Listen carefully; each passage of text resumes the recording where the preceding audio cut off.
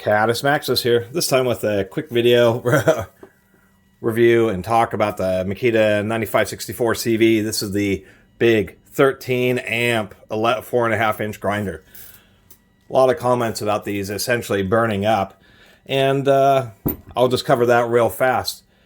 I got that DeWalt 11 amp grinder actually just a couple videos ago. I reviewed the DeWalt Next Generation brushed grinder, 11 amps. They do have some more powerful ones, but people generally have better reviews of that because they completely redesigned it with more airflow, but are staying reasonable with 11 amp motor. These small grinders with these I mean, that's a bloody 1600 watt motor in here. A tool this size with vents that big and a little vent there, a couple little holes there and a hole there will not dissipate 1600 watts worth of heat. But that's a space heater on. That's an electric, as the British say, an electric fire set on high. You think something you can just wrap your hands around is going to be able to output that kind of heat continuously? No, and so that's really the issue. Is people get these, they put on wire cut brushes, which is what I'm going to do on this one because it doesn't have a guard. Pretty beat up, so I figured this was a valid review of one that's definitely seen some days. This appears to have been owned by a tile contractor, but I did find it at my favorite home improvement junk store. And remember that there's more than just like Goodwills. Many places, I mean, there's tons of Habitat for Humanity thrift stores, as well as smaller independent nonprofit thrift stores. And that's how I find a lot of these used tools. In any decent sized town or city, there'll actually be probably a dozen, if not a couple dozen, thrift stores. And so I hardly paid anything for this, and it actually works just fine. The cord has been replaced, so obviously somebody was intending to continue to use it and has decided to get a new unit. I did like the hilarity of this Makita being replaced with the Milwaukee cord. Otherwise, I know I got off the tangent on the motors, but I should talk about the grinder a little bit. The spindle is still tight after all this being beat up. Really just punished here, to tell you the truth. The lock-on switch that annoys everybody, at least it still works and still locks on. It's generally what you expect. And to tell you the truth, these screws, even though Makita still uses Phillips, they haven't switched to Torx, still seems to be okay. Real fast, I should finish up on my conversation. I know I digress too much. It's just too much output. So 13 amps, you know, and I can understand how these burn up. It's more for intermittent where you like need to get into a crevice and you really jam down with the cup wheel, torque it down, and then do more general grinding. These are variable speed, which I really do like a whole lot. It's electronically controlled. So, by the way, that sound there, that isn't actually broken gears. It's just the fact that, particularly at lower speeds, the gears kind of interact, and especially when there's nothing on the spindle kind of moves forward a little bit, and it's kind of bouncing between the teeth, and that sound can be deceiving because you think it has bad teeth, but in this, it really doesn't. You can tell by it just turning spindle real smoothly and seeing if you feel any kind of chunkiness. Obviously, as we spin this up, then that bouncing action actually ceases and it sounds normal.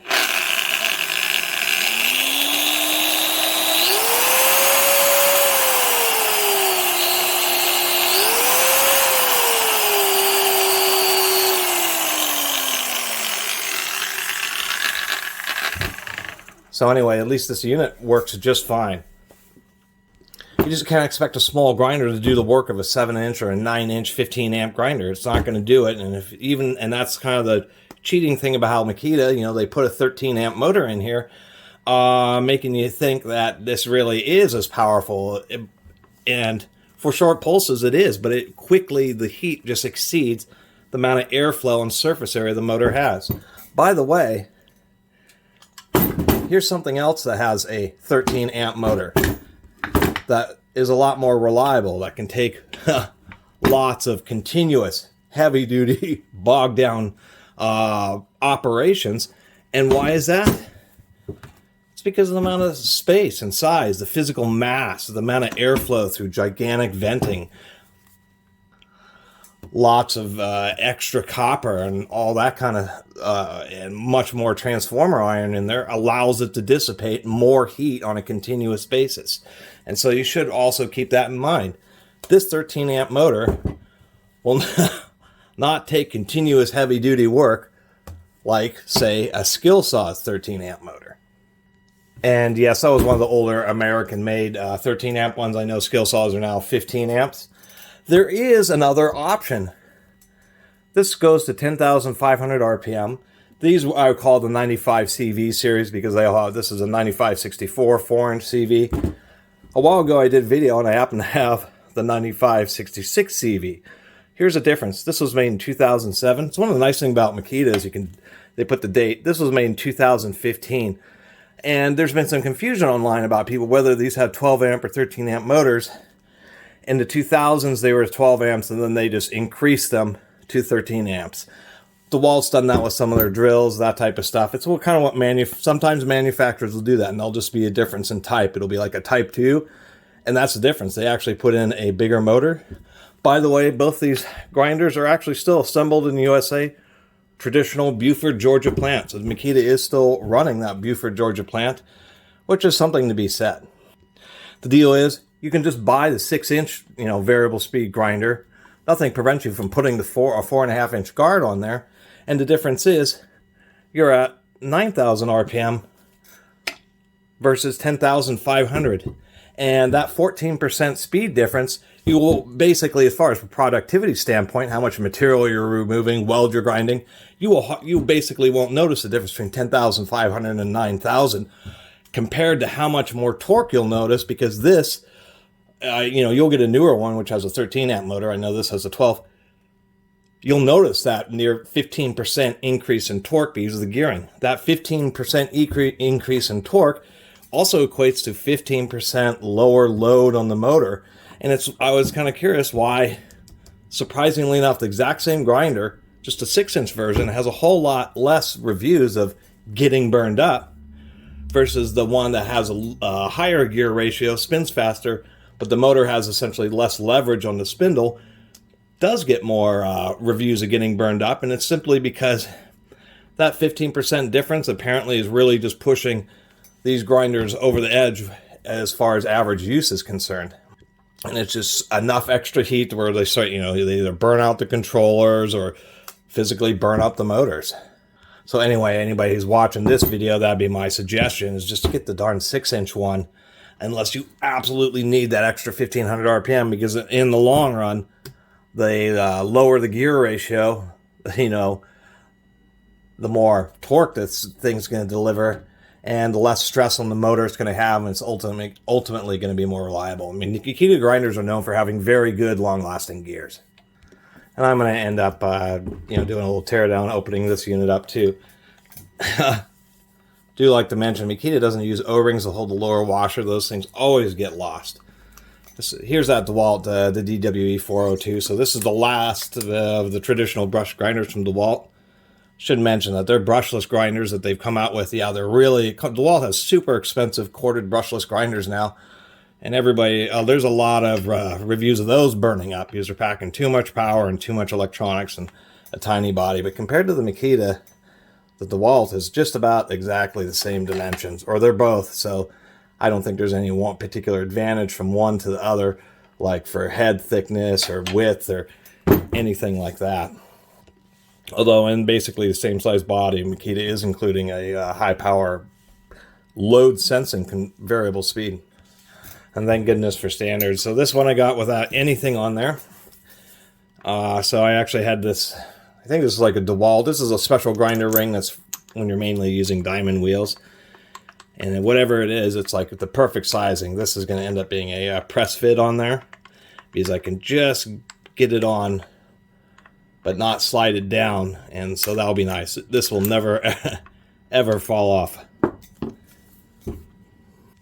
Remember, the other big deal about grinders, especially older ones or used ones where you hear noises from the main housing here, since grinders are mainly run for long periods of time, like vacuum cleaners, for instance, because they're not like a saw where you make a cut and then you turn it off and make another cut, or a drill, your drill hole.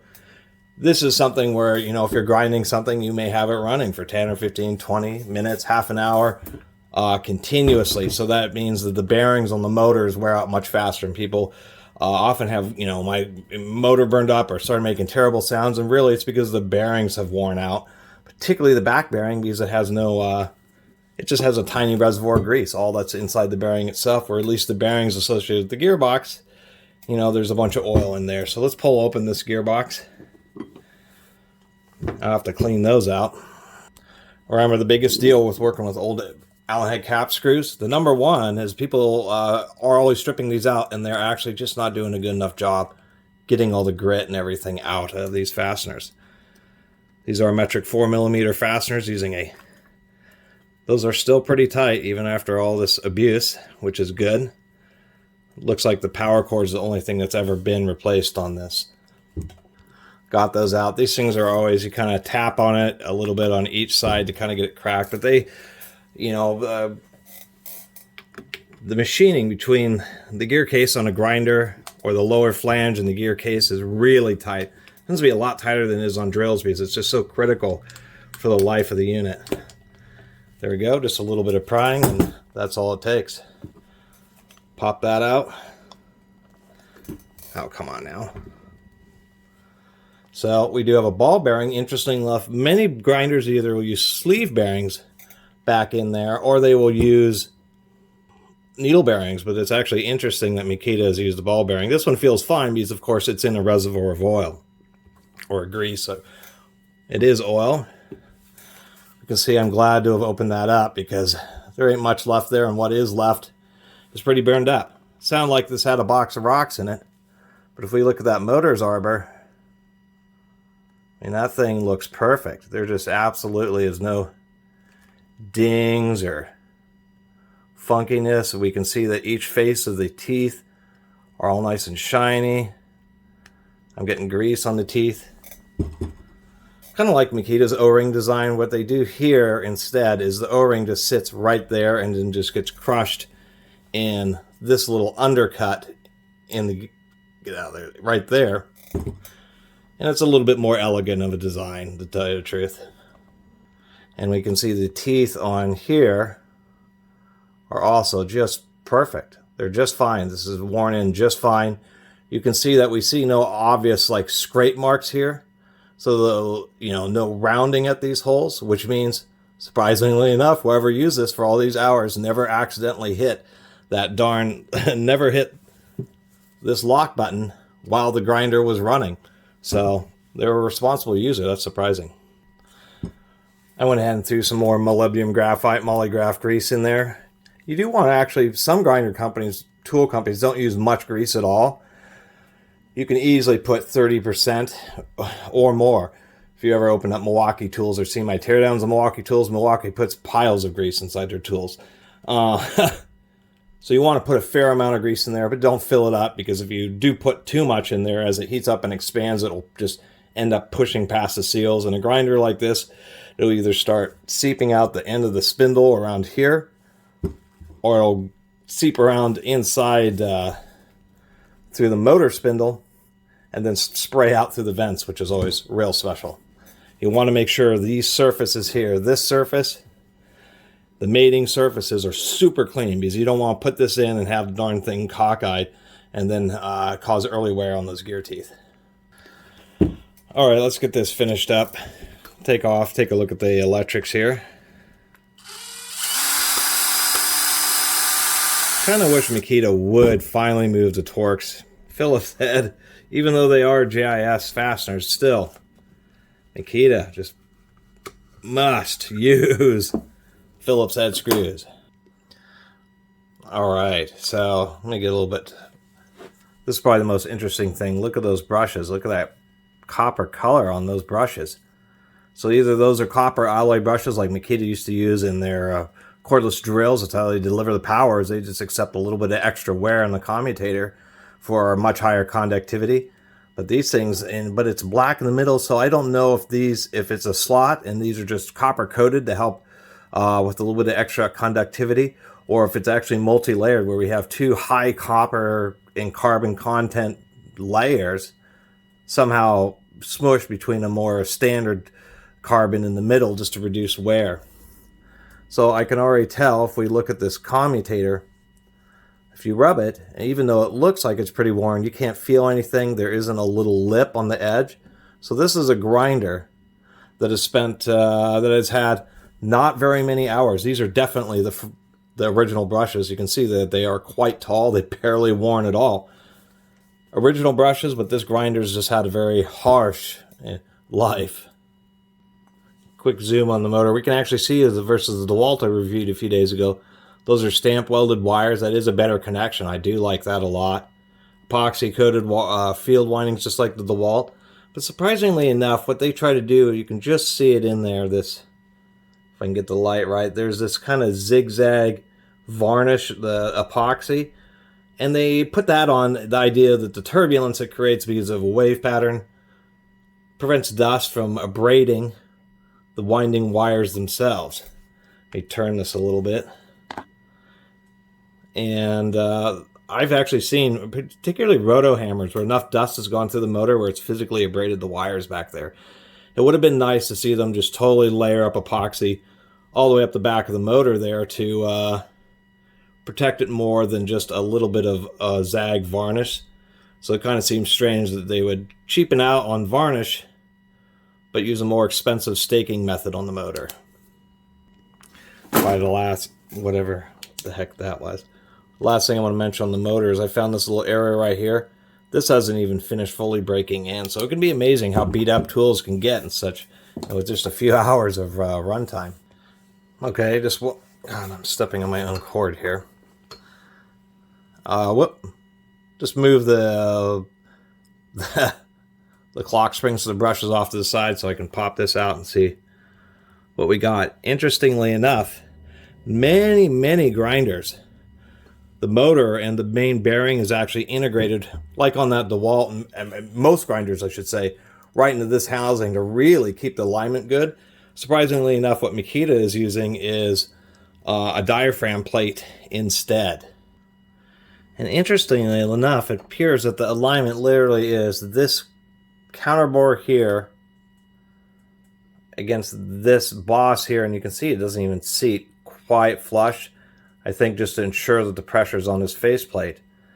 But you can see there's actually dust and stuff that's starting to seep past that convolution, and just basically it's not getting into the gearbox because of the grease that's already in there. But you can see that there's dirt right along the face of this flange, and that's a little disappointing. That's actually like they have a big nice O-ring here, and then now they have some kind of weird issue where they didn't include an O-ring in this portion here, or maybe down in this groove, and so dirt's actually getting in there.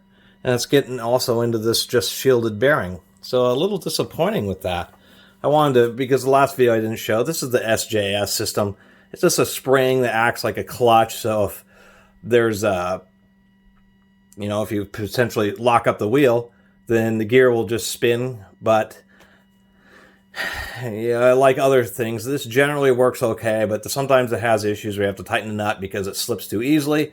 And on others, it just doesn't slip at all, and the motor still stalls out instead of the clutch slipping. But the idea is if you're doing a lot of cutoff operations where the blades get jammed in the slot, that it'll help the gears last longer. Overall, I think Makita should just drop it and just use it as a traditional system and drop the expense of this whole clutch system, because clutches inevitably always give people trouble and anything else than a cordless drill when you actually want a clutch.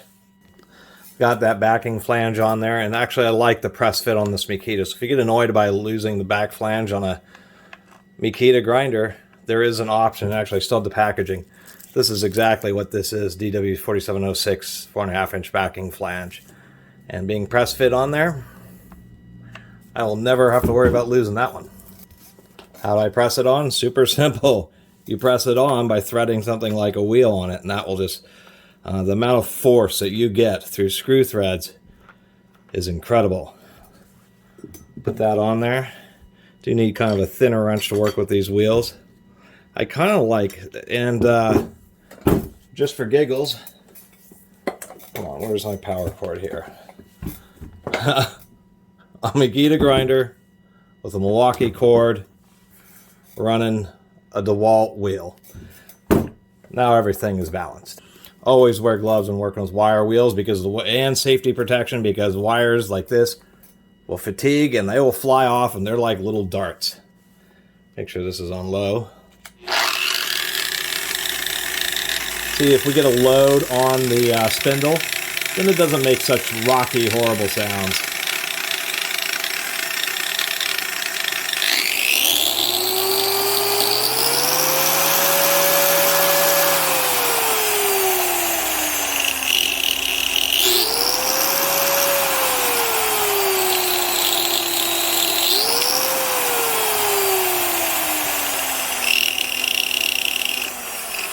Probably one of the best uses of one of these variable speed grinders is for using with wire brush wheels, because you don't have such extreme velocity, so there is less energy in the wires when they do break.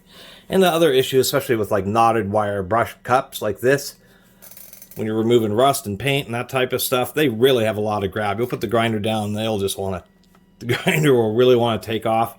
So when you have a much slower speed, then it's much easier to keep the unit under control. And once you get grinding, then you can, you know, as you get used to just a particular operation, how much grab the particular rust or paint you're removing is, etc., then you speed it up as you like. So anyway, sorry for the long video, but I've always been enamored by particularly the Makitas, because their grinder reputation, these big 13 amp grinders, and they really do. They do deliver some high torque when you're using particularly a tool like this, when you need to get into a corner. Just got to be careful. They're not a skill saw. They're not going to be able to take just continuous heat. You getting on the, you putting the grinder down, standing on it, and then proceeding to try to do that for 4 hours straight. Yeah, the thing's going to catch on fire, and you need to use a 7-inch or a 9-inch grinder to get that kind of work done. Other than that, it's kind of nice to have that boost in power, particularly with the variable speed. And of course, keep in mind that if you're running it slow, you have to be extra careful not to overload it, because the motor's spinning slower and it's not moving as much air through. Which has always been the caveat to variable speed, is people run stuff super slow and then put full power load on it, and there just isn't enough air going through the motor to make it happen. So it overheats, but it is certainly handy. And certainly nice to have the option of having a grinder that has a super powerful motor on it if you're a responsible user, because then you kind of have an idea. You periodically feel it and say, oh my god, it's getting really hot. Maybe check out the gearbox, oh, it's getting super hot. Or just being more careful about it, just having a bit of a lighter touch as you go doing the work, especially if you're at a lower speed, and then just only putting high pressure on, periodically. Otherwise, I think it's kind of neat that they even have tried doing this. I mean, for somebody who's collected a lot of tools and has a lot of tools that have been, power tools even, that have been made, I probably have 70 to 100-year-old power tools. Actually, I don't know if I have any 100-year-old stuff, but I have some pretty old power tools.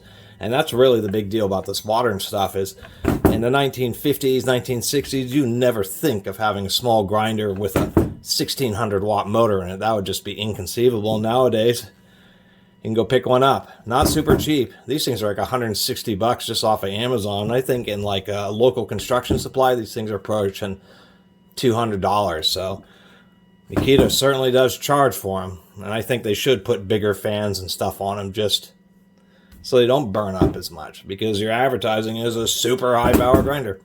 Anyway, really appreciate everybody who's been watching and subscribing. If you haven't subscribed, please do. Till next time, Catus Maximus out.